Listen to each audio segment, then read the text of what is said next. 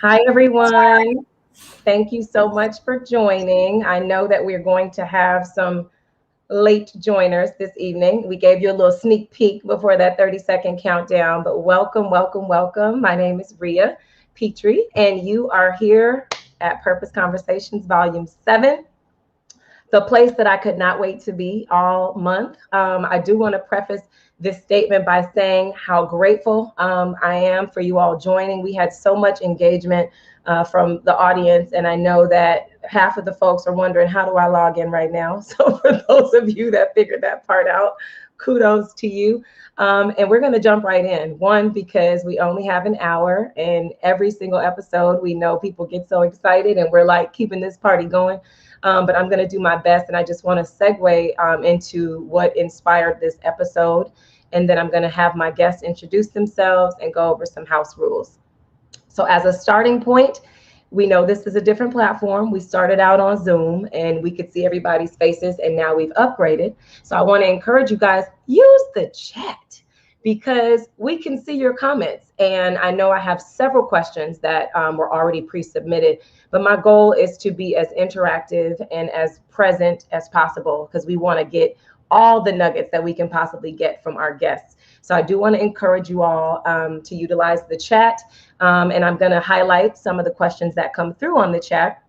I also want to say, you might notice that there are three of my guests. One of my guests had a last minute emergency. And so I want to send some love and light to my boy, Rashawn. He will be with us on a future episode. But for those of you that are here, let's get right into our introductions. I'm going to say a little bit. I'm going to toss it to each person because I want to give you your own special introduction.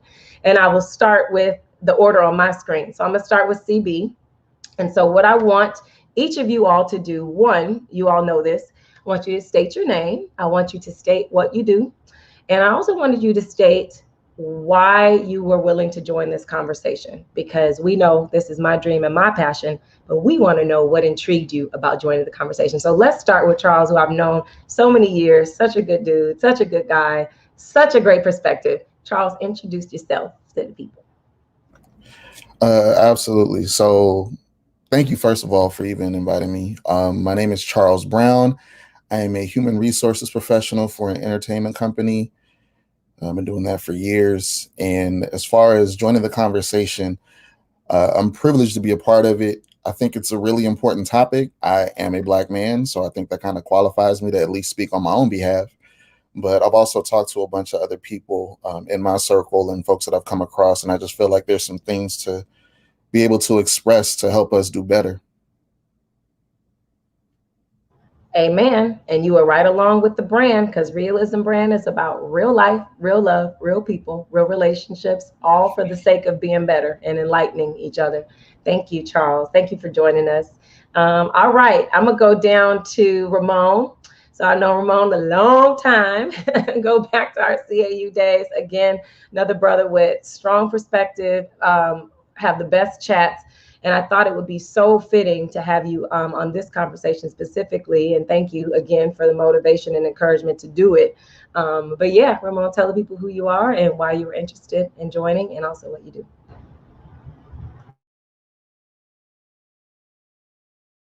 I originally from Queens, New York. I live in Houston. I work in operational risk management in the commodities world for S&P Global Platts. I think the topic of Black men and their emotions is really a conversation that you don't really hear too much discussion about. So I know with you, Rhea, with this platform that you're providing for us tonight, I know that this is, I wanted to be a part of just this conversation, right? To not only just provide my personal insight, but also hear from some of the other brothers and for them to share, you know, some of their experiences. Awesome. And in case, I'm just going to let the audience know, in case you hear that little delay, I'm doubling as a producer host. So I'm clicking because we realized earlier there was some feedback when more than one of us are unmuted. But thank you, Ramon. I'm so grateful for your trust and your participation and your shared interest in this, because I know so many people are ready and excited. And so G, I'm going to go to G, another brother from another mother. that I've known for so many years. And George is kind of doubly important to this conversation. One, because of what he does for a living. I'm gonna let him share that with you guys. And two, just knowing him personally. You know, I will say this really quickly. I've been blessed. This is my 7th episode, and every single episode, I've had the privilege to know the guests personally. So I always tell people, I don't need you to get on here and be an expert. I don't need you to get on here and be anything other than authentic and yourself. So God has blessed us in that way. And so I do know that this brother's going to give you all of them are going to give you the absolute, real, authentic truth. And so with that, George, please introduce yourself to the people. Hey, my name is George F. Haley III. I am a marriage and family therapist. I wanted to join the conversation primarily because in my practice, I noticed is that whether it's Black or brown men, but either or, expressing your feelings and actually understanding what that means and what they are is something that we all have a struggle with. There's a concept of how we kind of identify what expressing feelings are and what they look like, and we kind of struggle with that complex. And I wanted to be able to shine some light just based on what I'm hearing from other men and how they view their feelings and how to interpret what they're actually feeling. And so that's kind of why I want to jump on in and add it to this wonderful platform that Rhea has provided for us. Yay! And you know, part of this is I'm selfish in these topics because yes, I think this is interesting and I see some comments in the chat. But George, thank you, because that is the only reason why we are doing this, is to share some enlightenment. And the truth is, from what I've gathered from the audience, everyone leaves and walks away and either has these conversations in their own circles, or they just leave saying, you know what, I'm gonna think about that a little different. So that's the purpose.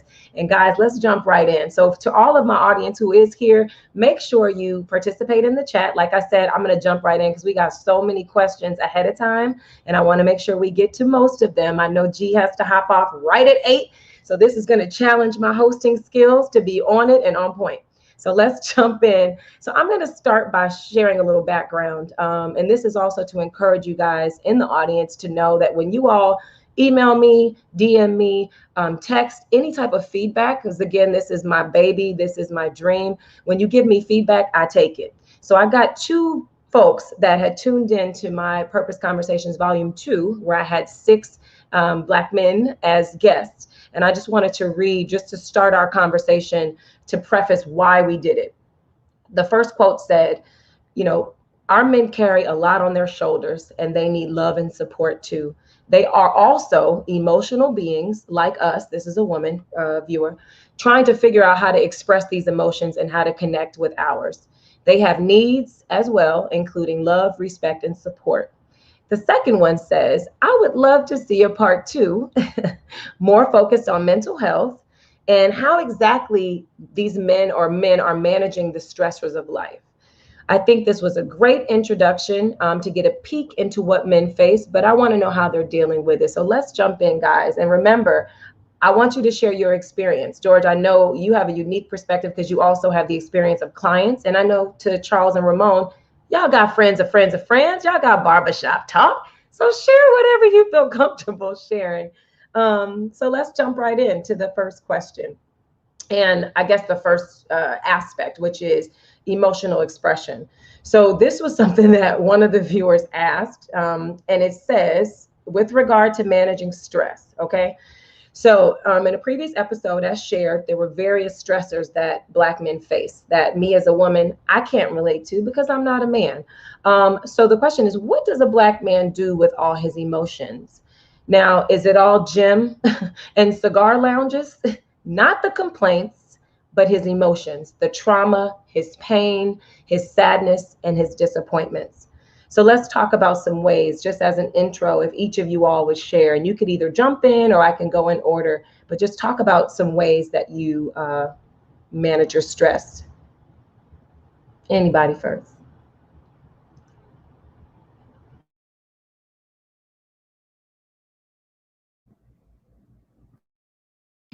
Rhea, for me, I would say you did mention one of my things is going to the gym, but I think it's also just having a circle of friends, right? I know for me, I have some really good brothers all across the world, but here being in Houston, I have some very close friends that I've made since I've been here for the last 8 years. That we kind of get together and just kind of get together for drinks, but just also just kind of build, and just kind of having that where we can be open and honest with each other and just kind of talk about what's going on, what are maybe some of the things that we might be going through individually, but then also when you start to build with people, you realize that you guys are actually going through some of the same problems and transgressions just with life. So that's probably that. And also another way that I manage stress is I actually have an annual fellas trip that me and my very close friends go on. But again, right, it's just so we can kind of get together and just, again, build and fraternize and just talk. And I think also just having my wife as a recognizing when I do need to go on those trips and do need to spend time with my friends, I think just having that support from her makes things a little bit easier with managing stress. Amen. So I heard a couple things. I heard the circle of friends. I too am an advocate for some good, raw, honest friendships and the support of a good wife. Amen. He that chooses wisely has a good and happy life. And all of you have chosen wisely. Great. Awesome. How about you, Charles? I mean, I think for me, the biggest thing for me has been just creativity. Ever since I was probably like 6 or so, I've been encouraged to express myself through different creative outlets, whether it be uh, writing, painting, drawing, music, whatever the case would be. And a lot of times, I started off with poetry, and a lot of my emotions would come across through there. So things that I wouldn't be able to express verbally, or if someone was concerned or wondering what was going on, typically they'd find the answers within whatever I had written. I also have a group of friends around the world that I reach out to from time to time. Anytime we talk, it's honest, it's open. People that'll cut through your crap and be like, "Nah, I hear what you're saying, but here's what I'm getting and what I'm understanding." And every now and then you need people that'll kind of check you when you find yourself being a little more surface than you would like to, or than you should. I think another wonderful outlet is therapy. I'm not saying it because I'm doing it. It's something that I plan to try to look into. But, even though we have, friends and our wives and people that we can communicate with and express ourselves to, at the end of the day, they might not be licensed to be able to help unpack what may really be the root of whatever an issue is. So the emotion that we're expressing in the moment, or that we feel, may actually be triggered from something that we some unresolved issue, or something that we've yet to deal with. So it's not so much that the emotion is born out of whatever the circumstance is. It might be rooted in something else, and the circumstances just triggered it. Oh boy, are you tapping on something right here? So you mentioned creativity, you mentioned therapy, and that was definitely one of the questions that came through. And I also have to ask that question too. George, did you want to chime in though before I do? Because we want to talk about therapy as well. Um, all right, yes. So, to manage my stress, a couple of things I really enjoy doing. I love taking my dog for a walk twice a day. Sometimes with music, sometimes with not. Sometimes I really appreciate and enjoy hearing the birds and just observing my surroundings. I feel a lot of times we don't really be present in our surroundings and actually be able to see where we're walking in. Our heads are usually on our phones, or they're distracted by other things. So I try to decompress that way. I also like to garden a lot. That also helps me relax when I'm just out in the garden. I might not be doing anything. I may just go out there, look at it, and turn around, and walk back inside. Just because I just like to just see nature grow and things develop. And lastly, one of the main things I really do is comedy. All my Instagram pages, not all of them, almost like 75% of my Instagram pages are comedy pages. I try to give me a really good laugh in each day. And that's kind of what I do. When I can't find any one of those, I'll go to one of the old school comedians. Um, I'm talking about Bernie Mac, Robin Harris, DL Hughley, a couple of his stuff. I may even just put like a Cat Williams clip just so I can and relive and relaugh the scenario, just so I can get my mind off of what's actually going on in my life, and just really kind of. And some of it's like nostalgia. You kind of hear it, you go back to the past when things were a little more simpler in your mind, and you just can really appreciate and enjoy what's being presented to you. So that's one of the main things I do before I get into work. I have to go through my comedy pages on Instagram or find a clip on YouTube that I'm gonna really enjoy. Well, we all know laughter is essential to the soul, just like good friends. But I do want to ask, just regard to therapy, by raising, you can just raise your hand. Are all of you all open to going to therapy with you as the client? Um, Okay. Because I know, Charles, you mentioned, not that you said it from experience, but that was kind of one of the generalizations that I hear often is like, why are men resistant to therapy? And I will say, having a therapy background and also having men in my life that are open to it. And that's kind of why I want to bring different perspectives to this platform, because we can't make that generalization. But one thing I will say, just looking at the chat, thank you guys for putting these comments in. You're getting props for your answers. Angelina said, yes, therapy by someone who is licensed and not just going to your friends. I would agree with that, because there's certain capabilities that are within the scope of a practitioner and a professional that maybe your friends might not know how to address. Marcus said, triggers are huge. You must be aware of your triggers, and a good laugh is good therapy. Now let's talk about that awareness of your triggers. So one of the things that I wanted you all to touch on, and again, a lot of the inspiration for these sessions and for the questions is either something that I know, have experienced in my life, or I might come across. So I will share something. On social media, there was this image, and it had at the top, it was a Black mother that was like telling her son, stop, I can give you something to cry about. It's like boys and men, they don't cry, right? And then on the bottom, it showed that same little boy, years later as a grown man. And it was a woman, like his partner, saying to him, why can't you just show a tiny bit of emotion, right? And so the subtext at the bottom said that this is a generational curse that has to be broken in African-American homes. So the question to you all that I want you to touch on in terms of your own emotions, it's like, thinking about your upbringing, thinking about your household, like how comfortable, I guess, was it for you to express your emotions, or where did you, because each of you touched on kind of knowing how to decompress or to manage the stressors, but in terms of your emotions, how were you able to come to know how to express them or be comfortable? Charles, let's start with you. I was just about to say I can start with this one. I I think my upbringing might be a little different than most. I know there are a lot of people who still relate. I was raised as a military brat. I'm the only child to a single mom for years. So, while she's busy working, my experience was I grew up as a latchkey kid, and I was involved in a lot because she had me involved in a lot. So I had places in which to get some of my energies and exertions and stuff out, whether it be through basketball, football, band, again with poetry, music, things of the sort. But when it came down to expressing emotions, we'd have conversations from time to time, but a lot of times it was very much because of the military ideology. You may have a feeling about it, but at the end of the day, your feeling may not matter in regards to the results of what we're looking for. So sometimes it's the idea of, yeah, you can feel a way, but it's still got to get done. So are you going to let your feelings get in the way of your completion?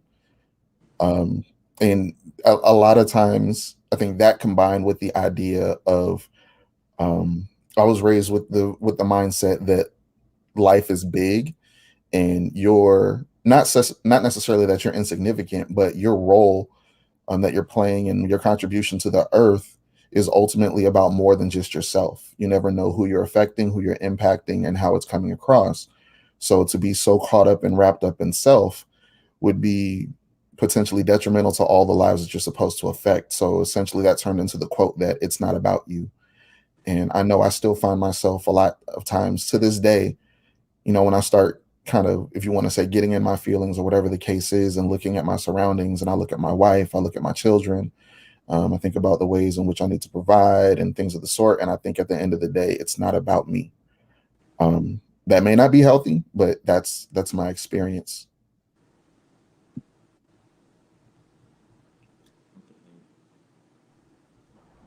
I guess I was muted, so all that goodness was kept just for me. But I was gonna say, what works for you, and nobody is here to judge that. I'm so glad you said that. I know we got some folks that can relate to you, Charles, saying, relating to being a latchkey kid. Reagan said, I agree with this wholeheartedly. Our boys are taught that emotional vulnerability equals weakness. And I actually want each of you all to answer this, because I think it's important, because of course there were some relationship questions as well, but our upbringing is really pivotal in terms of how we are reared and how we're socialized. So Ramon, you want to go next?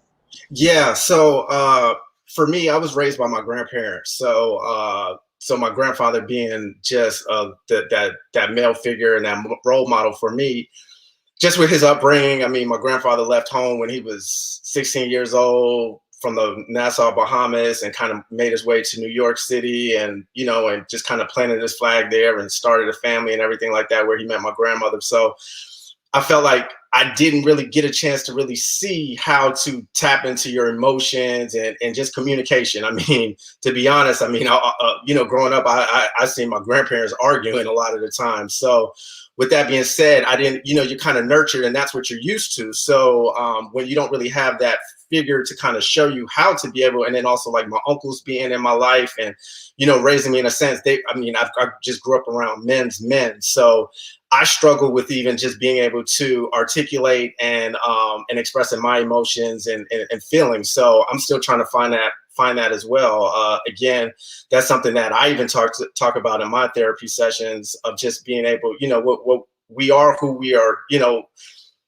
The therapist, we talk about is, who was our teachers, and that's what we tend to kind of take after. So again, like, it is really of who you've kind of kind of came up under, and as Black men, we tend to bottle up our emotions just because we are vulnerable to weakness and stuff like that. So again, it's like, even just following and talking to somebody, even now, another male just saying like, hey, how do you deal with your emotions or whatever? Like, that's just something that you don't really kind of talk to about, except if you kind of have that safety zone or whatever. So I'm glad you just touched on two things that I'm going to bring up, and I'm going to let G give his answer. But thank you for your transparency and your vulnerability with us, because that's where the freedom comes from. Not by us fronting. All of us are still, even myself, we're all in the journey. Some people think they're expert communicators, and you might not. You might not be. You got to ask your partners and your family. George, why don't we hear from you as well with that question?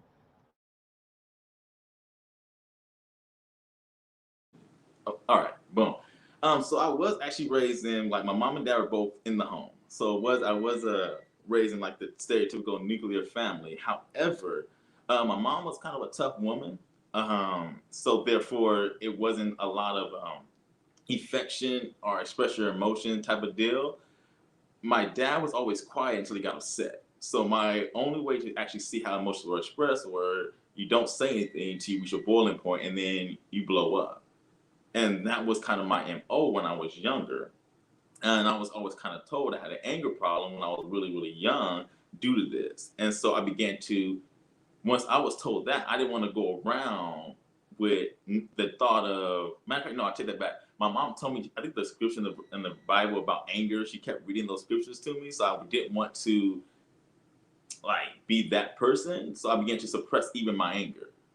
And the ironic thing about that is, and I tell this to my clients all the time, all feelings find a way to show themselves no matter how someone tries to suppress them. They're going to come out one way or another. And that's what I see what happens with a lot of Black men, is that we may push down and bottle down our emotions. We're kind of taught that from an early age. And we have to be able to find a way to express that.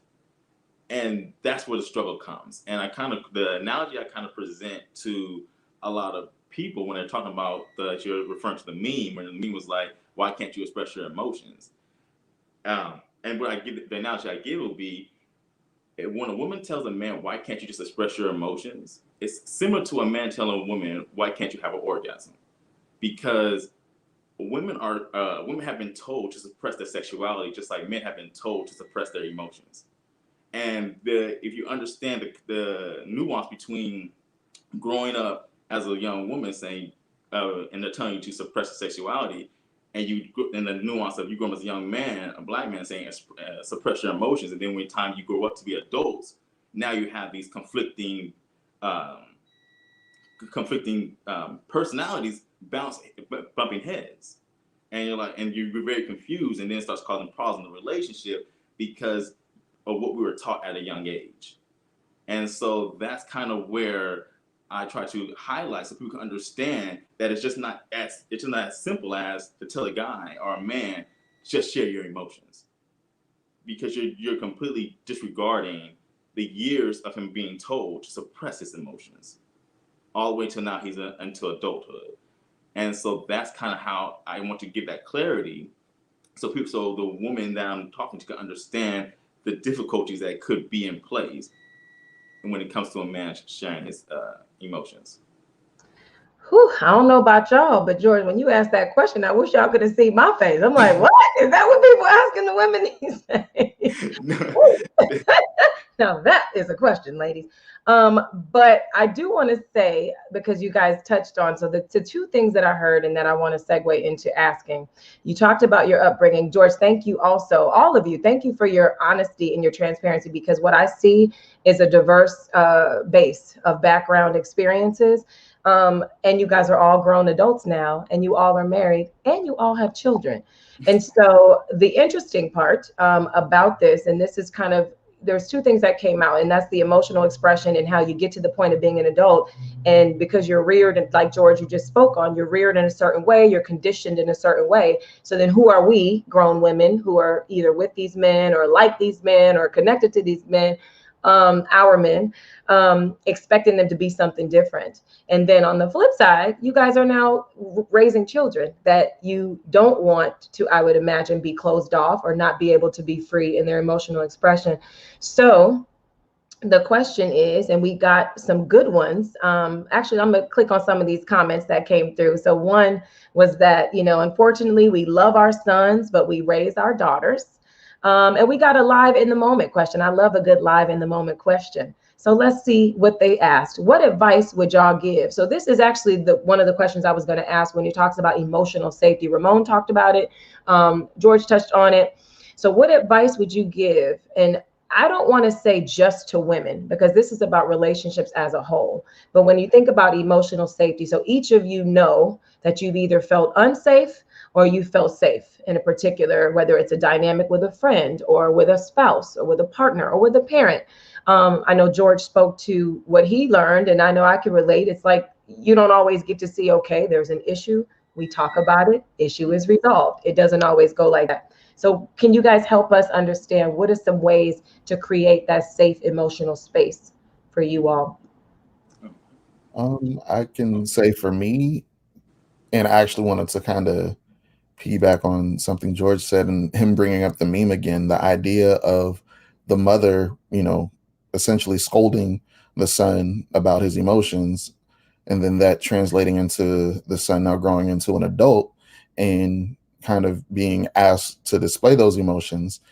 From what I get from that is that potentially the environment has never been safe, and that what was essentially expressed to the child was, I'm going to punish you for your emotion, so stop showing it.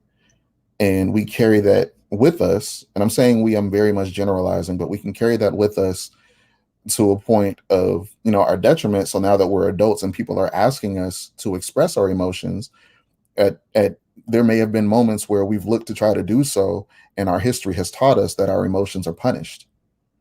The moment that we decide to step up and say, hey, I'm being vulnerable, and it seems like someone's listening with intent and a heart for us, will later become something that they throw in our face and use against us as ammunition. And that can be something where we're looking at it like, well, why would I share with you to begin with? Why would I want to share anything else? I'll just keep it to myself because I can do battle by myself. I don't need to, give you the bullet you're going to use to shoot me later. You see this face? This is called conviction. I have been guilty of that. And that's deep. Use the bullet that'll shoot me later. So Charles, is that to mean then that the safe place would be a place where because how would you know that, like in terms of if it's going to come back to bite you, or I just thought that was interesting that you touched on that. I believe personally that, relationships of value and worth with people that you connect with genuinely are places where vulnerability should be allowed. It's space for grace, and there can be accountability, or there needs to be accountability, but there should not be condemnation or judgment. So that only comes through, organic relationship, through trials, through tests, through moments of, hey, let me express a little bit here and see how that goes. And if it feels comfortable, cool, I'll feel encouraged to be able to share more later. I know all of my really deep and meaningful relationships, that's essentially what took place, is that when we started opening up to each other and we're able to see, hey, I can do this. And you may agree, you may disagree, but at the end of the day, I know that I'm not going to be killed for it. Then it feels like, okay, we can continue along this path together. Whether that's in marriage, whether that's in friendship, even in business relationships. Like if you're, from a business standpoint, if you have a partner and you have an idea and your idea is your baby, you're really nervous and scared about it, but you want to share a little bit, and to be able to know, can I trust you?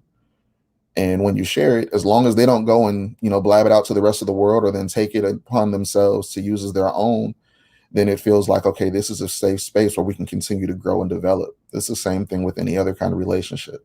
Can I trust you? And if you show me I can trust, we can build on that trust until eventually we've built a house. Come on, built a house on solid ground. I love that. Ramon, you wanted to say something as well? Go ahead. I was going to say, I think my safety zone ironically comes from, and I just really didn't tap into it to this year, which I've been attending therapy since 2014, but it was this particular therapist that me and my wife started attending earlier this year. That was a marriage counselor, and she has provided that platform for us that we can go in and not really hold anything against, and we can really be ourselves and open up and really talk about the things that bother us, or and even just identifying baggage that we've even brought into the marriage, and it's things that my therapist is quick to point out, Ramon, that's something you brought into this, or whatever. And just really kind of now sitting back and reflecting and just having that where I really feel like it's kind of like a neutral person with the therapist. So she's not on my side, she's not on my wife's side. But again, it's creating just that safe space that we can just open up and really just kind of talk. And, sometimes we do argue in a therapy session, and sometimes we'll talk and she'll call me out, she'll call my wife out. But then it's after that, then me and my wife now try to start talking and working on things, and, just trying to be a better, have a better, just relationship in general. Everybody can. So I think for us, again, it's just, for me, more so it's just that safety zone of just attending these therapy sessions biweekly that has really helped me out tremendously. Because again, it's like what Charles had mentioned. It's not like I feel like now my wife is holding this against me or I'm holding that, because it's kind of like nobody's judging. It's a judge-free zone. I love this plug for therapy, because I think one of the biggest misconceptions about therapy is that you have to go when there's an issue. And I think, some people are not self-aware. And I think all of us, you spoke to it, you went as a couple. And a lot of times a good clinician, a coach, a therapist, even a pastor, they might say, hey, this issue sounds more like you. Or I know when I was in practice, I would definitely say, well, let me meet with the woman first. Let me meet with the man first, meet with the couple. So I'm glad that, that you shared that, because this vulnerability, I'm looking at the chat and everybody is loving the honesty, the vulnerability, guys. So that's phenomenal. Thank you. G, it's on you. Okay, yes. So for me, I think the big thing for me is understanding how I communicate. Because I believe like a lot of times when I want to be vulnerable, I communicate in a way that may not be verbal. And if you're expecting me to be verbal off the jump, even though I've been told, I've been kind of like conditioned to suppress a lot of my emotions and kind of just like tuck it down real deep and then just put it away. Um, I want to see how, like as Charles was alluding, the idea of just testing that a little bit and see if they could trust you. I do that based more so in action, because in my opinion, beneath every action is a feeling. So if something goes on or something happens and I respond, um, most people could tell whether something is bothering me or I'm troubled or I'm sad or happy or glad based on my initial response to what just happened. And if depending on how that is handled when that initial response occurs, then it will make me feel a bit more safe and trusting to begin to verbalize it. And that's kind of how my transition always works. Because if I respond in a way or have an action or a look or my body tenses up or whatnot, and it doesn't get received in a way where I feel it's safe to begin to share, to be verbal afterwards, then I'll just leave it alone. I won't say anything about it at all. Because in my opinion, I just verbally communicated to you. I not unverbally. I just sent a nonverbal communication to you to say that something just bothered me or something really just made me feel uncomfortable. It was ignored. So if my nonverbal communication was ignored, why would I verbally communicate it now? And so in that essence, that's where my original thought pattern goes. Because as I said, beneath every action is a feeling. Beneath every feeling is a need that needs to be addressed. And if you address that need, then you can address the cause of why I'm feeling and not the symptom. So now you'll be seeing, oh, this is why he's responding this way. Oh, this is why he's doing that. And then you'll begin to gain that verbal communication because, in my opinion, a lot of women that I have talked to, including my wife, like the verbal statement. They want to hear you say it. And ironically, majority of the times, body language will tell you the truth, and people will lie when they speak. And we all have seen it. What's wrong? I'm good. They'll start a quick, I'm good, and they're really bothered. You can see all over their whole body that something's wrong, and they're throwing out, I'm good. So I tend to operate in that method. Like, if you could tell when I'm bothered because all of a sudden something happens. It may not be a long, drawn out 5 minutes, like I'm looking like pouting on the side of the corner. But someone might say something, do something, you'll see I'll get a frown or I'll look, my body will twitch. I'll be like, what's going on with all of those is how I process of a nonverbal communication and trying to fill out if it's a safe space for me to continue to then move to the next stage in my process of now let me verbally communicate what's going on inside of me. So I say I'll just wrap up. If you acknowledge the nonverbal communication, then I'll begin to feel safe to proceed to the way you want me to communicate, where it's clear to you in a verbal manner.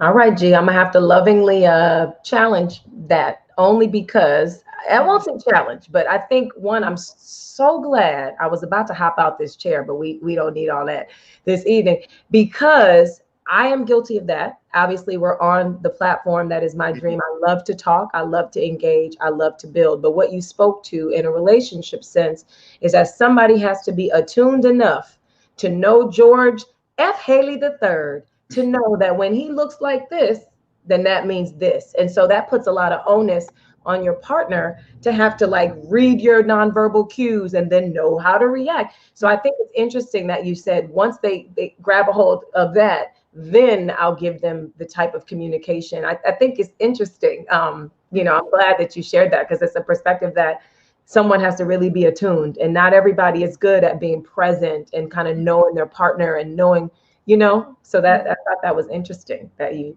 said it in that way. So thank you.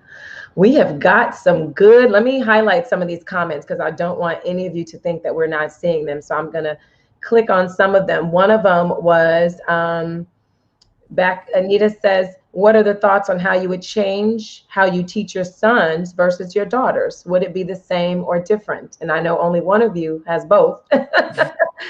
So CB, you want to tell us if you would change, son versus daughters? Oh my goodness. So my son is not quite at the age of being able to express himself verbally to the level of my daughters, only because, he's younger, but he's definitely got a personality all his own. And we've recently been able to really pick up on a lot of his cues, whether it's his facial expressions, which you can't tell by mine, but he definitely has my facial expressions. I emote very much through my face, and I can't hide how I'm feeling about something. I'm not very good at that. So poker's not my game. So with him, I'd say, so I'll start with my daughters only because I've been dealing with them longer. Something that a friend of mine told me before I even got married and was able to deal with my wife and our child, our oldest, was that daughters matter. And the biggest thing for her growing up, and I'm speaking of my friend, the biggest thing for her growing up that her father really did for her that she loved and appreciated was that he made sure she understood that her emotions mattered. They may not affect the outcome of something, but at the end of the day, they do matter. And that's something that, I try to challenge myself on consistently with my girls. I don't do the best job at it some days, and other days I'm a champ.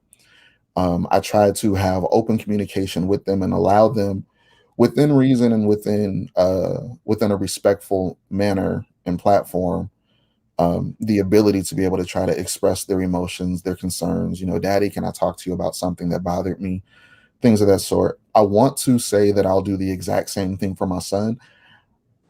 I will do my best to do the same thing for my son. I know one of the things that I try to do more that I don't believe I was ever afforded the opportunity to receive is to, and a lot of my friends, if there's anybody in the chat, they'll know when they see me dealing with kids, a lot of times I get down on their level and I look at them eye to eye and try to communicate with them in a way that says, hey, I'm right here, not I'm up here above you, but like I'm right here with you. And to give them an opportunity to say what they need to say or to cry. I think that's something big for my son. I want him to be allowed to cry. I want him to be able to understand that it's okay to cry. Black boys do cry, but then there's also a time in which you got to tighten up and move forward, and be tough. And, there's clear cut differences between raising girls and boys. I've not reached the age with my children to be able to experience and try to deliver what those differences are yet. But the goal is to allow them to be able to speak freely within reason, within respect.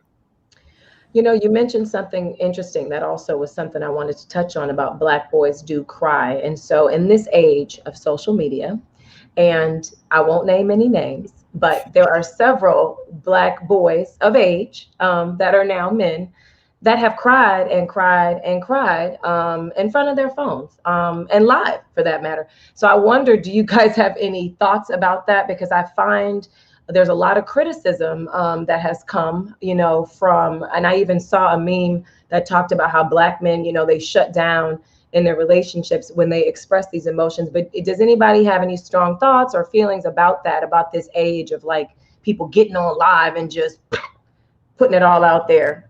I've been waiting on this question, but I definitely want to let somebody else go first. I got a thought. I don't know about me tonight. No. Can't hear me? Oh, okay. Yeah, sorry. So when it comes to emotions and emoting, my thought is that some men know that women like men who are emotional are fearless in expressing their emotions. And I do feel that although some men can be authentic, I think other men use it as a manipulation tactic to impress other women. And if you see, like, the media portrays it, if you look on TV or the movies, there'll be a guy there, he's really expressing himself, and the very next thing the woman does to comfort him, she'll kiss him, then it leads to a sex scene. And then boom. And so when you see that, the interpretation is, oh, this is what it is to get the woman. So I'm going to do these things. And even if you go on Instagram and you see them doing it, you read the comments. A whole lot of women be supporting them, coming out, you cry on my shoulder, I wish I was at a whole, they give you 1,000 comments. So obviously the technique is working. And it's just a way to where it's they have discovered, so to speak, a way to get into or get the affection that they desire from women in speaking their language. And that is what I'm starting to see. I say it's almost similar how you'll see, I would say, like a stripper use her sexuality or her dancing to get men to give her what she desires. The men that cry on Instagram, I believe, are doing the same thing. Now, there are some that are genuine that may be expressing themselves, and it gets kind of muddled because now you're dealing with people who are genuinely emotional folks who are really in tune with their emotions, and this is how they express themselves, to ones that say, oh, I see what I can get from this, so let me operate in this manner. And so that's kind of where I kind of like look at it in my perspective of men crying on Instagram, depending on certain subjects. Now, I'm going to tell you, I'm so grateful for your communication style, because I was about to give the disclaimer that the thoughts and views expressed on this channel do not reflect that of the Rhealism brand. But thank you, G, because the truth is some men are being authentic, and I think we can know sometimes which side of the fence they land on. Mhm. Ramon, Charles, do you guys have any thoughts about that? And then I'm gonna get to some other questions. I have thoughts. I'll let Ramon go if he has any.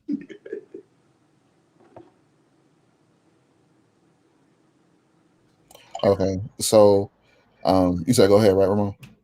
Okay, so my thoughts are numerous, varied, vast. I have a lot of opinions about a lot of things, and I have a lot of feelings about a lot of things. I think that unfortunately, the age we live in regards to social media, it allows people to shoot off their opinions, A, without accountability, but B, without any kind of a filter. There's no idea of, whether or not something is appropriate to say, whether it's an actual safe space in which to say it, and whether people really care about what you have to say. So a lot of times when I see things like that online, my first thought is, are they looking for attention? Are they looking for help? Like, is it a cry for help? Is it attention seeking? Or is it just an outlet in which they're venting? Because sometimes, like, I have a friend who,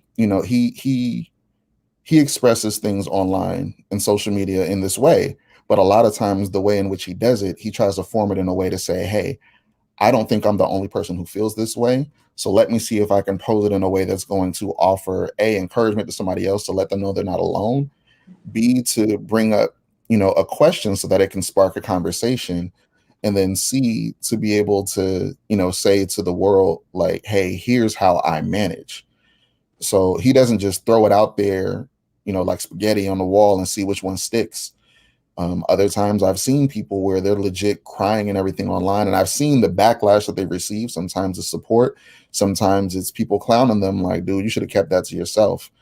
And I think that's the thing that people lack. In an age of social media, I call it a social media experiment, because at the end of the day, it doesn't really do anything to enhance our socialism. If anything, it helps to keep us separate and individual, or to try to find the silos in which we feel like we click up with and agree 100% with, as opposed to people to really challenge our thoughts or efforts. Um, to me, social media is not a platform that is safe for openly expressing emotions, not if you can't deal with the honest and harsh realities that somebody may not care about it. We've seen too many instances of suicide. We've seen too many things where somebody will say something online just thinking like, hey, I'm sharing and expressing how I feel honestly. And then somebody in the comments, there'll be 100 comments of, oh man, I feel you, do well, man. I hope you do well with this. I hope you get better. Mhm. That sucks that happens. And then there's one comment in there that says you should really kill yourself. Nobody cares. And that'll be the thing that they hold on to. The devil. You So know, it's a mix of things. you're absolutely right. I'm so glad that you guys are just awesome. I want to highlight some of the comments just so that you all know that we see each other. So I know earlier on, Marcus mentioned that, some people don't consider that men are conditioned to not show emotion for survival. In some cultures, you're picked on or considered weak. I grew up feeling that I was punished for expressing my feelings or emotions. Think Big said, right, Charles. So, do men have a safe place to land at all in our community? And we can answer some of these, but I know we're going to lose George in about 12 minutes. So, I want to also say, Marcus said, a man wants to feel safe to emote. Don't kick me when I'm down. Don't use my vulnerability against me. That point was mentioned. We got another question that I think this is a good one because it deals with unforgiveness. And you guys were talking about a safe space. So the question is, what does forgiveness look like for you? Once a man feels betrayed, can he truly forgive? I don't know if any of you have anything to share. I know I was taught coming up that like once you cross a certain line, sometimes men don't come back. So do any of you have any quick thoughts, shares about that, about forgiveness specifically? Yeah, I actually do. I do believe men can come back. I do believe that the process is a little longer. And I do believe that because no one wants to admit it, but men are extremely sensitive. And it starts from an early age. It's not just the mother telling the son, don't show emotion, but even when they go through life, I'm gonna highlight junior high school, for example. If a boy ends up liking a girl and the girl ends up leaving them or whatever the case is, goes talk to somebody else, he can't express his hurt or pain to anybody because they're either he's going to be teased or ridiculed for that happening. And what happens over time is he begins to develop this guard that he can't express his emotions when it comes to his feelings. So when he does really truly fall in love or truly falls like someone, he's really investing himself all the way in. He's divulging everything into this and really think that this was going on. And once he gets hurt in that relationship, it's almost as though he gets stuck there for a long period of time. I knew a client who got cheated on at the age of like 14.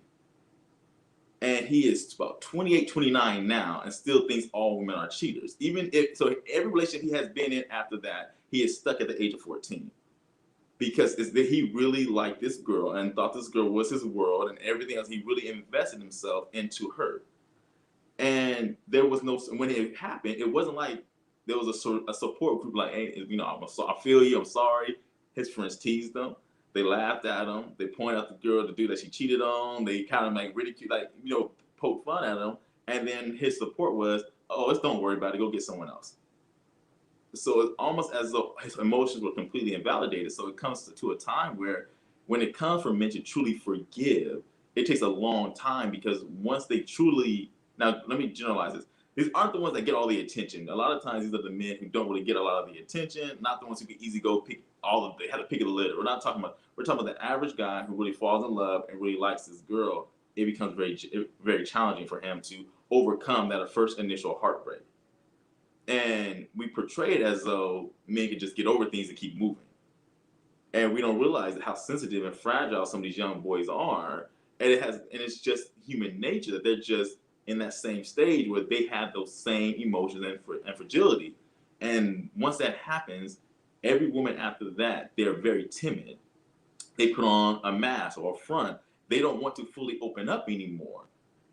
And if he sticks, and if the woman hurts him and he's still with her, he might hold that over her for a long period of time. And she may not even know he's holding it.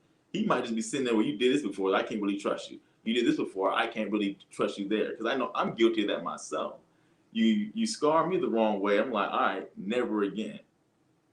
And it won't disappear. It'll just be there.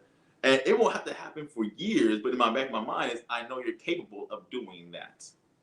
And I'm not going to put myself in a position where I know you're capable of re-hurting me, because when I was in my mind vulnerable enough to let you in this space, it wasn't valued to value in my opinion. And that takes a long time to overcome. And it can be very taxing on women as well, trying to sit there and go through with a man who have all these bad problems. And I joke about Erykah Badu talking about don't be a bag lady, but dudes become with U-Haul trucks. You know what I mean? They pull all the way up with all they stuff. And the woman don't even know that she has this U-Haul truck. He got a U-Haul truck and a storage. And she just can show up with a couple grocery bags. But it's all of the hurt and pain that he's been through in all these relationships where he was hurt in different variations by women that he thought were going to be the one. And that's kind of where I said it just takes time when it comes to forgiveness from men. And as I said, it can be very taxing on women to be like, let me try to ride this out.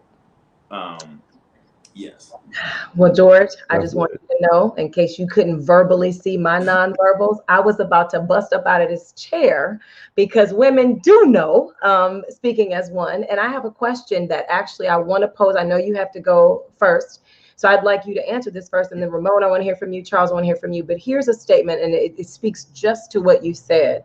And it talks about being in a healthy relationship would highlight that there's no such thing as this is who I am, take me or leave me. When you wholeheartedly love a person, you work on those toxic traits or those unhealed wounds or that unforgiveness, and you learn to communicate and find a different approach. So the question to you all, George, I'm going to start with you so you can go ahead. Have you identified ways? You already admitted, which is why I love this hidden therapy called Purpose Conversations. Have you identified any ways that you may have had a trait or something that wasn't so helpful in your relationship and you decided to work on it? You mentioned that you did. And you mentioned time. So talk a little bit about how you unpack that storage unit and that U-Haul truck. before you have? Okay, so I have a couple of traits actually that I carry along with me, and time is one of them that time and just I would say not. How would I want to phrase this properly? So when I say time, I'm saying that when I feel like you don't value my time or value me, as pertains to time, um, I can check out really quickly. I can be very, I can really zone all the way out. And so I said that's one of the ones I identify. Like, yeah, as soon as something goes left, I don't, as I expressed earlier, if you don't read my nonverbal cue, my mind's already checked out. I'm already going somewhere else. And I can be in my own complete different world, and you can be talking to me, I can answer you. However, I'm thinking about something else.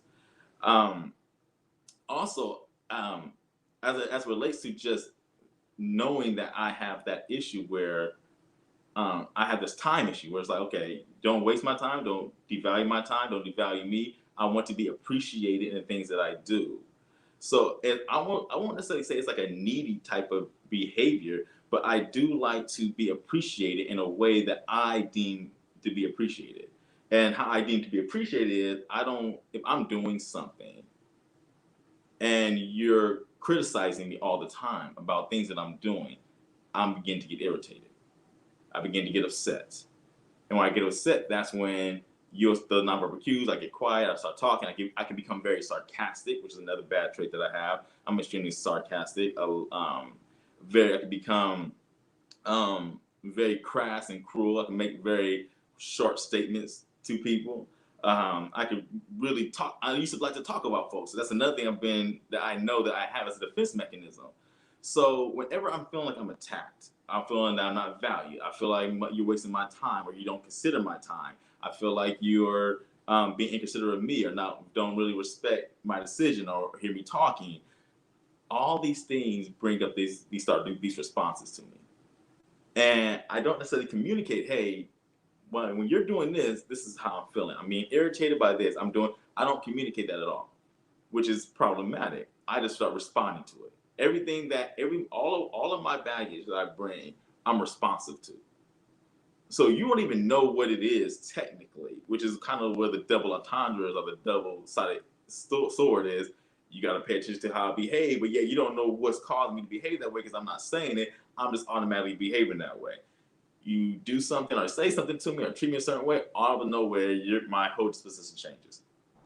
Mm-hmm. And so, And so I guess the question is, have you worked on changing that now? Because you're so self-aware. Kudos to you. Some yes. Some are so ingrained in my behavior, I don't even realize I'm doing it. That's how ingrained they are. Like my wife tells me all the time, I'm being sarcastic. Now we have a different definitions what sarcasm is, in my opinion. I don't believe I'm being sarcastic. I think I'm being kind of witty. So I actually changed the terminology so it fits me better. However, I said to say that some things, yes. If I can identify a purpose of how to change behaviors, I can. Other things I still use as a defense mechanism because the pain is still there, not even from my actual current relationship, just from the past. And so it's still a way that I can protect myself. And so that's my struggle. What's he saying? So it says, I put that comment up because I know you have to go, but it says it's like living your past. So it says, I've learned I must let my past go. It doesn't define me. That was then, this is now. Correct. And that's my struggle. And don't worry, I'm looking at my little cue. Okay, because I'm like, I'm trying to respect your time, brother. I just heard you say what happened. When he chimes in, I'll let you know when he chimes in. So I have it queued up right here. Yes, you're right. I am reliving a lot of my past because as I said, there's a lot of things I went through in my past that caused a lot of hurt. And it's almost like a very animalistic mentality. Like if you look at animals, they become once they experience them, they don't want to experience it again. I'm the same way. And it's hard to let my past go when there are behaviors that show up that are very similar of my past. So it might even be the same situation, it should be the same behavior, and I struggle with that. So a lot of those different things that I have brought into my marriage now, I have to be mindful of, yet if there's a certain behavior that still triggers that response, I may not even realize I'm responding that way. I'm just responding. And that's kind of how that's why I'm working on those things. And some things get brought to my awareness, and I am aware of some of them. And to be quite frank, if I believe that she's wrong about my response, I will go toe to toe, because I don't believe she's correct. And that's another thing that I have, another baggage that I could talk forever about me necessarily, not necessarily just hearing and agreeing with what somebody has to say about me. We're gonna have to have this conversation. Um, so yes, that is me. Well, I'm glad you shared that, because then I was about to come to you and say, well, George, no one should have to apologize for how they feel, because how you intended is not always how it was received. Amen, church? All right. So I want to highlight, before you go, I know we had some comments. So I wanted to say, let's see, Kimberly asked, and you know Kimberly, is it ever okay for a woman to tap out at trying to pry open a man's heart? Charles and Ramon, I'm going to pose that question to both of you too, because we want to hear from you. But is it ever okay to tap out at trying to pry open a man's heart? I don't know how I answer that, but I want you all to also answer. Maybe you can add that into your answer. Charles, you want to go next, and then Ramon? Yeah, so I can say that. You want me to respond specifically to that question, No, or you can start with the other one. Do you need me to repeat it in terms yes, of, please. okay, because I'll be quick. So it's basically, have you ever identified ways that you might have showed up in a relationship that wasn't helpful? And did you decide to work on it or change it? Absolutely. And anyone who says no is lying. Not lying as far as understanding if there's anything they identified. Not lying if they're trying to deal with it, but if they've identified, there's always an opportunity to get better. That's just how I feel. Part of the human experience is growth and development and learning, evolving as a person. So there's always going to be an opportunity to improve. I know for me, and one of the things that like I tell my friends and stuff, I talk about how dope my wife is, and one of the things that continues to help me um, know how perfect she is for me is because there's areas of my life that I may not be aware of, and typically people within close quarters are the ones that are going to challenge you most. But especially for her, um, areas of frustration for me or areas of opportunity for me to improve, she's typically the one to bring that up. Like forgiveness, the question about forgiveness for me, I've always felt like I do a good job at forgiving, but it wasn't until, my wife challenged me on some things in regards to my past and my history that had nothing to do with her, where she was like, hey, you know what, this might be an area for you to really, work on. I see this. And like George said, I don't always agree with it. I think just being human again, we don't always like when somebody tries to tell us about ourselves, especially if our perspective is looking through our, limited experience and lens, like you're wrong. But sometimes it takes, I saw somebody say one day on a show I was watching, a program, I saw an old saying program, but a show I was watching, the guy said that it took for him to step outside of his city to see his city for what it really was. And sometimes it takes a perspective outside of ourselves to really understand who we really are and how we're portrayed. I know for me, I lived overseas. It took for me to leave the United States to understand how the US was received around the rest of the world. Um, I've identified some things. I'm working on some things through prayer, through accountability, whether it be from my wife or friends of mine that know that I'm working on some of those things. And then there's other things that I have yet to really understand. And I know that, again, to plug therapy, I know that a therapist would be able to help me properly unpack and, dig down to the root of those things. The other question that I believe Kim asked was in regards to when should a woman ever check out? Personally, I feel like you're not married until you're married. So if we're talking about as far as romantic relationships are concerned, there's always an opportunity for you to walk away. And if you feel like it's too much for you to deal with prior to your marriage, you can dip, you can leave. It depends on what work you're looking to do. Because, again, in my opinion, marriage is work, but it's a great work. It's a beautiful work, but it requires someone who's willing to do the work.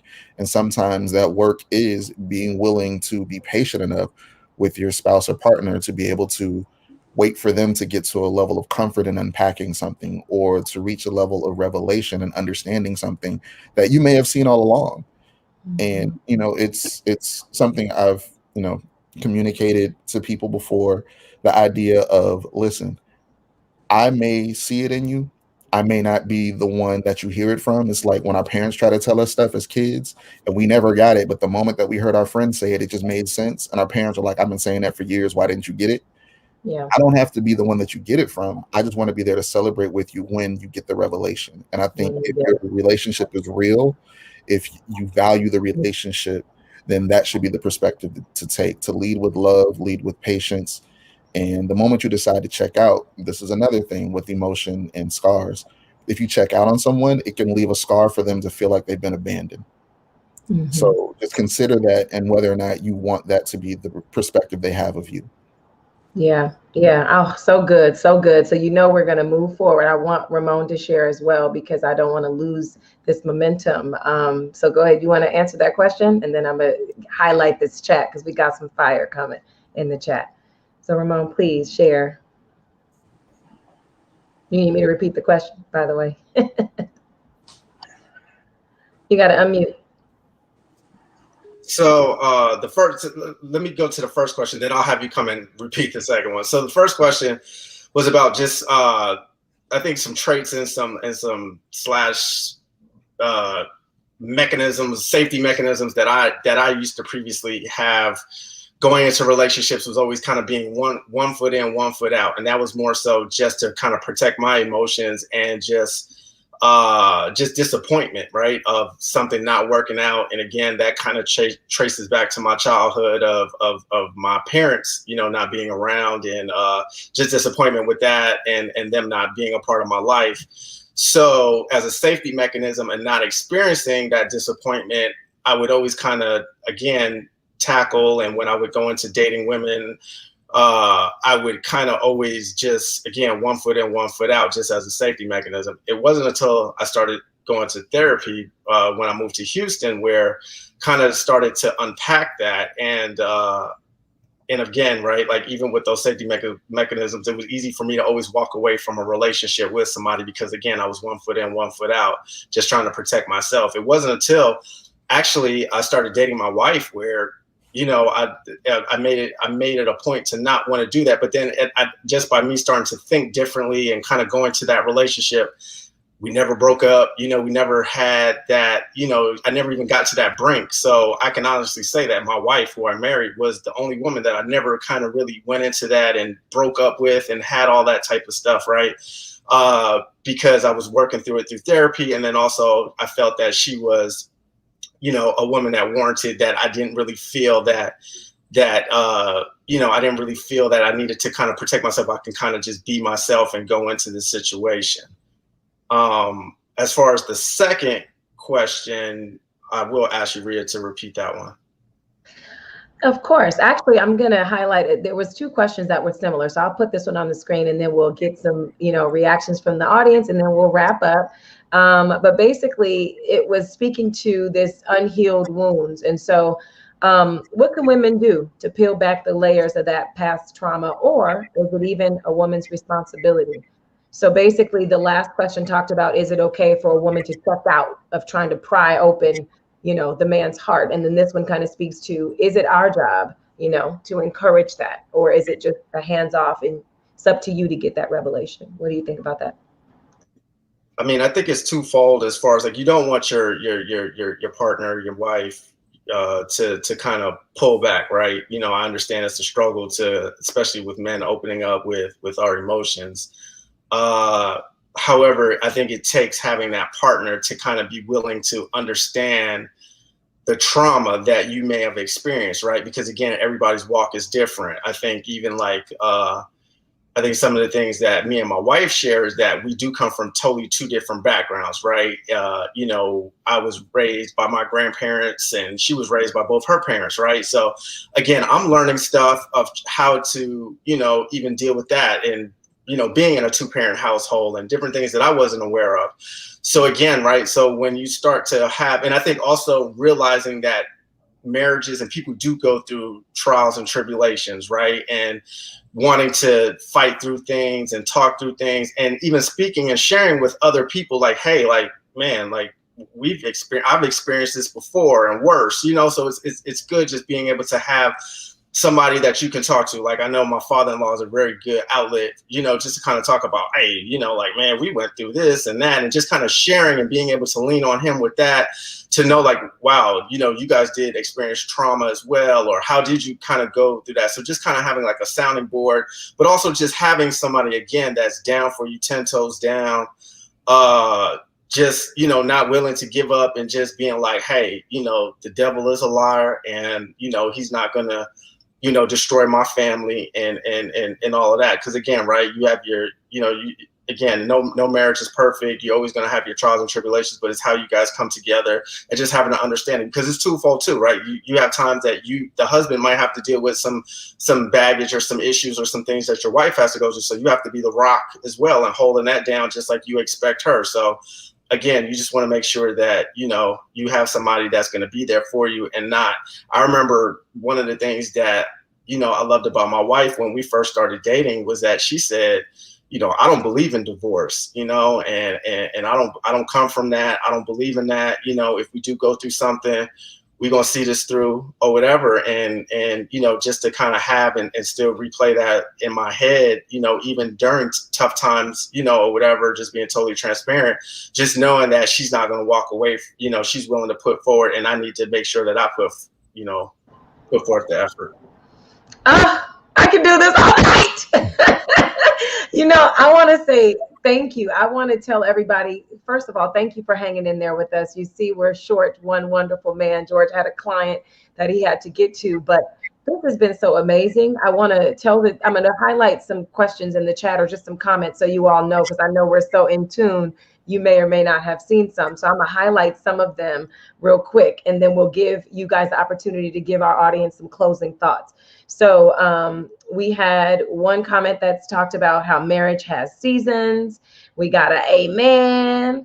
We got some great point, Charles. We got a wow, that was good. Now, mind you, I'm not sure at what point. I think maybe this might have been, oh yeah, Ramon, this one was while you were talking. Been listening closely, good topic and perspectives.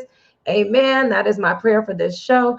Marcus said, that's a great comment, Charles. Leaving your significant other abandoned, being accountable for your emotions and actions.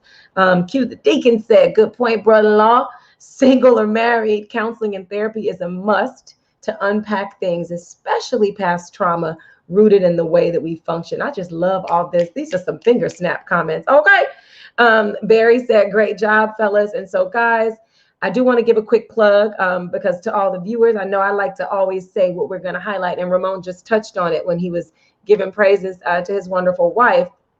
But next month, the Purpose Conversation is going to be on divorce.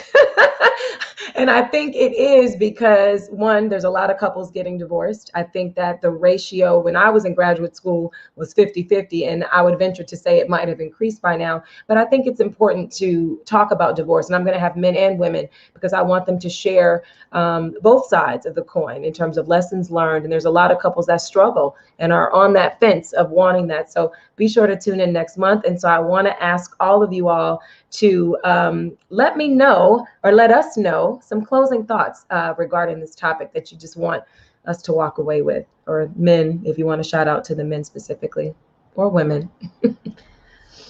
And whoever wants to go first, please. Go ahead, Ramon.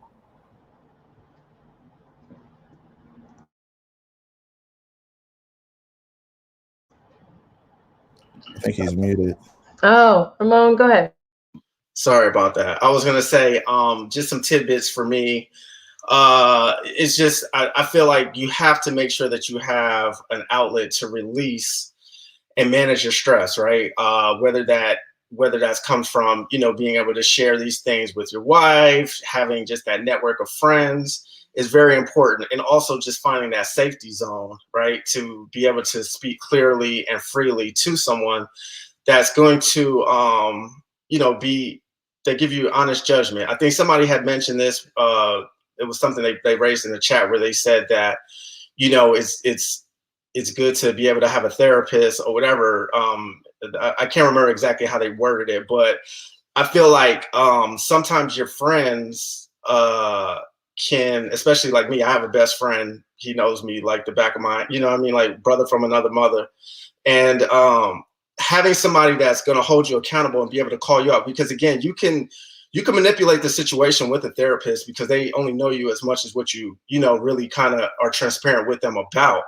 But when you have somebody that has known you for years and years that can call bullshit or can just tell by your tone and your voice if something's going on, like those are the people that you really need to value and kind of have around. And I always say, like, it's always easy to be somebody's friend when everything is on an up and up, everybody's good. But the true definition of being a friend or being accountable and just being able to be a sounding board for somebody and really give that tough love and just be like, hey, you tripping, man, is being a friend and being there in the gap for them. So just having, again, just that safety zone and just having somebody that you could communicate with, you know, again, whether it's your spouse, best friend, you know, therapist or whatever, it's important or whatever, just to have that.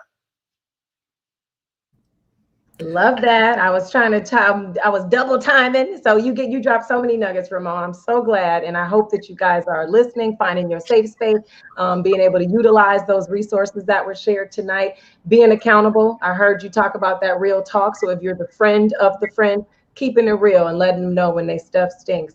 Charles, CB, let us know about your final thoughts.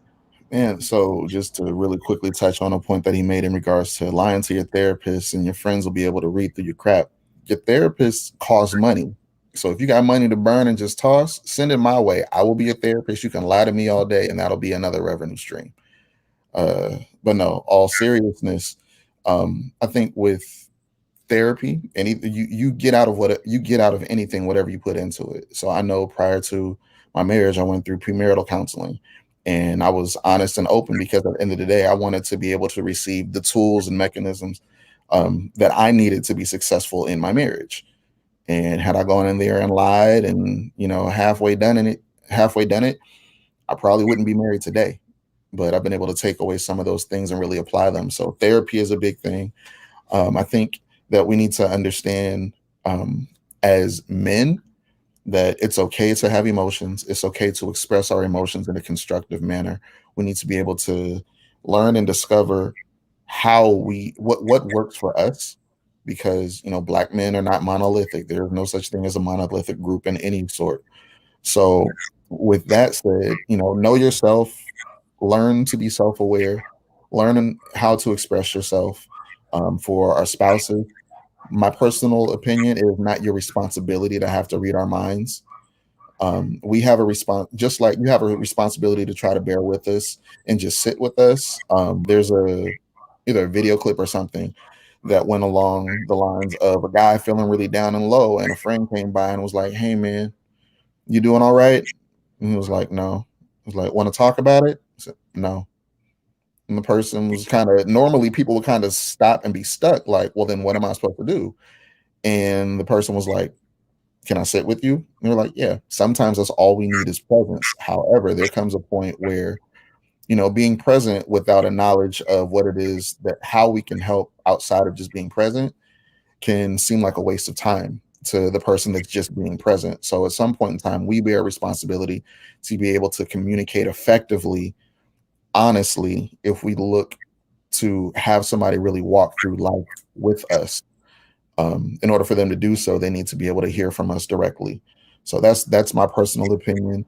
It can take time to get there. It needs to be in an atmosphere of patience, grace, understanding, and there cannot be judgment or condemnation. I think I said earlier, like, I'm not going to give you the bullets to use to shoot me later. So, show me that I can trust you with what I'm sharing with you, and I'll be willing to open up and share more. Let me tell you something. You just made me want to be a better person with that answer.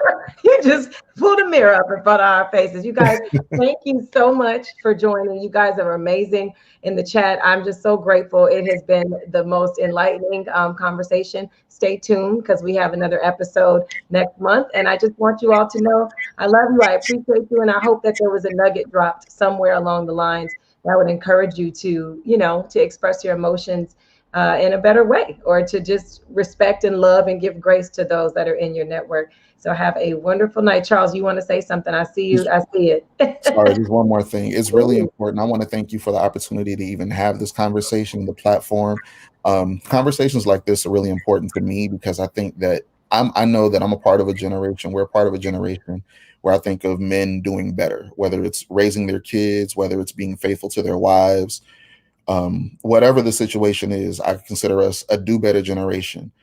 And some of us had the example, but others have not. And we're looking at a place of generational curses, the idea of, hey, this is what happened to me growing up, therefore it shaped who I am. I personally believe that at some point in time, we reach a level of maturity and experience to decide for ourselves whether that's going to be the direction we continue to go in.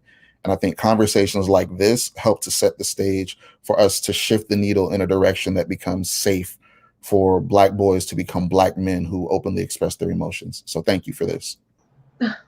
Thank you. That is so cool. Thank you. Nothing but the Lord, because I'm so excited that this was dropped. Thank you. Thank you, guys. Thank you so much. Ramon, go ahead. You gonna make me cry too? I'm just kidding. No, I just want to say thank you, Rhea, for I know this is, we've had conversations, offline just about, different things that we've talked about tonight and then just other topics. So thank you. I also wanted to kind of do a cheap plug for you and say that, listen, guys, everybody that's joined in tonight, Rhea hosts, the Purposeful Conversations, and she has other topics similar to this. So if you've liked this, definitely log in, join her YouTube channel where you can look at previous episodes and get enlightened, because again, she's providing this platform for topics and things that, we just don't really hear about and really talk about, right? So Rhea is definitely pushing the buttons and pushing the culture forward with this. And, God willing, things will, be able to, take you to the next level. So thank you once again for providing just this platform, but just also a safe platform that we feel comfortable being able to share with you and the audience. So thank you. Oh, thank you. Can you be my PR person for the show? Thank you so much. Love you guys. And you guys, thanks for tuning in. Have a great night.